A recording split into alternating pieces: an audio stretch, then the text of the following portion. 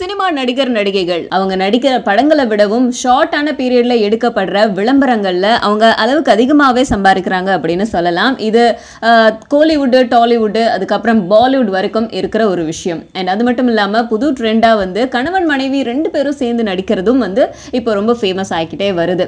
So அந்த வகையில் Bollywood side பார்த்தோன்னா அபிஷேக் பச்சன் அண்ட் ஐஸ்வர்யா ராய் இவங்களுடைய காம்பினேஷனில், அதுக்கப்புறம் அப்படியே நம்ம வந்து கோலிவுட் சைடு வந்தோம்னாக்கா சூர்யா, ஜோதிகா, அதுக்கப்புறம் பிரசன்னா, ஸ்னேகா அப்படின்னு சொல்லலாம். அதே மாதிரியே பாலிவுட்ல சைஃப் அலி கானும் கரீனா கபூரும் வந்து நிறைய விளம்பரங்கள்ல சேர்ந்து நடிக்கிறாங்க.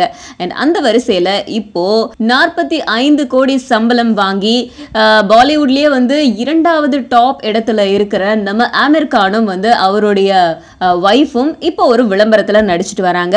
இந்த விளம்பரத்துல இவங்க நடிக்கிறதுக்கு எடுத்துக்கிட்ட நேரம் ஒரே 1 மணி நேரம் தானா, ஆனா இவங்களுக்கு சம்பளம் 2 கோடி.